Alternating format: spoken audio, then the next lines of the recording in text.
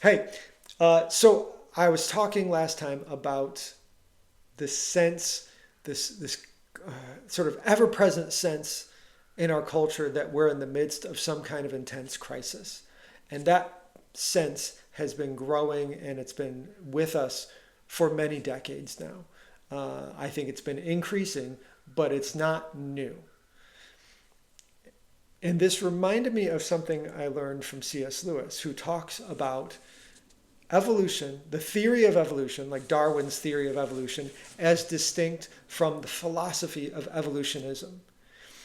And what he showed in his writing, C.S. Lewis showed that the philosophy of evolutionism preceded the theory of evolution. The philosophy of evolutionism is the idea that the way things work in the universe is that things start simple and small and imperfect, and gradually over time they build and they grow and they improve and they get better and better and better, and that's what's happening to the human race. We're getting better and better and better over time, and this is going to result in some grand ultimate achievement, or like establishment of an ideal society or something like that, that we're going to ascend and ascend and ascend. This is distinct from the philosophy that has been more common throughout human history before the 17 and 1800s, before the Enlightenment, which said that what there was at the beginning was perfection, and then there's been gradual degradation from that perfection. So you see this in, let's say, the Christian creation stories, where you had God at first, and then humans fell, they sinned, and the world became more broken, and we need some kind of divine intervention or transformation to improve and grow. We can't do that on our own. As the Enlightenment came about, humans started to go, no, with our rational faculties, we can improve and get better and better and better. And that's the trajectory. The trajectory isn't this. The trajectory is this.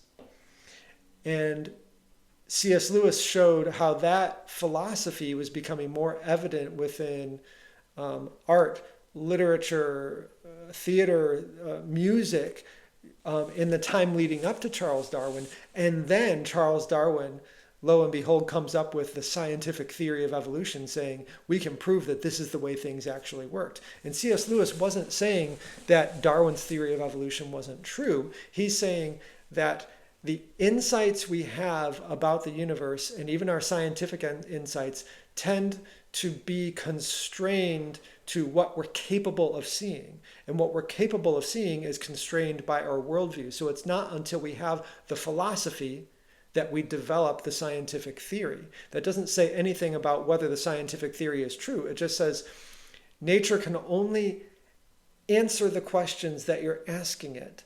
And if you can't conceive of certain questions, then you won't ask those questions, and then you won't get those answers.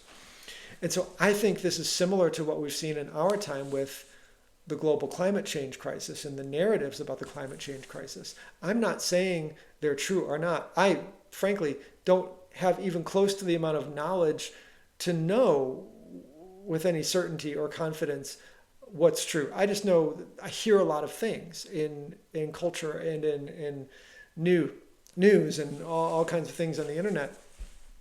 But what do I know? But what I know is that there has been a growing sense of apocalypticism, a sense of humanity and even a universe in crisis for decades and decades and decades. And that's been growing. And as that culture has been growing, lo and behold, we discover that there's a climate crisis. The broader narrative of this, I would say, is you had with the Enlightenment this sense of triumphalism about human nature. And that continued to grow until the 20th century, when you had World War I and World War II. You had these major disastrous catastrophes within human culture worldwide, and that culminated in the atomic bombs. And that gave humanity a sense of, wow, our discoveries, our technology isn't leading to triumph. It's leading to disaster. It's leading to us having the capability of destroying ourselves. And that became an incredible wound on the human psyche that has caused us to believe that this is what we're up against. this is the way things are going. We are going to hit a wall. We are going to destroy ourselves. Why am I saying this as a counselor? Because if, as a society, this is the zeitgeist, this is the energy, this is the narrative, this becomes one of the most deeply held, trusted narratives that we have as a culture, what does that do to our psychological well-being? What does that do to our joy, our mood, our sense of well-being, our peace, our ability to connect with other people? It is dramatically eroded, and we live in a state of fear, of grief, of pain and loss. And I think that we are experiencing that on a broad scale. We are so convinced of disaster that we feel that disaster already, regardless of whether the disaster has happened or is happening or will happen. We don't know, but we feel it already. And that's part of what we have to face in our times. That is a significant ingredient of whatever troubles you're facing in your specific life. It's also this broader sense that we all, on some level, have to bear.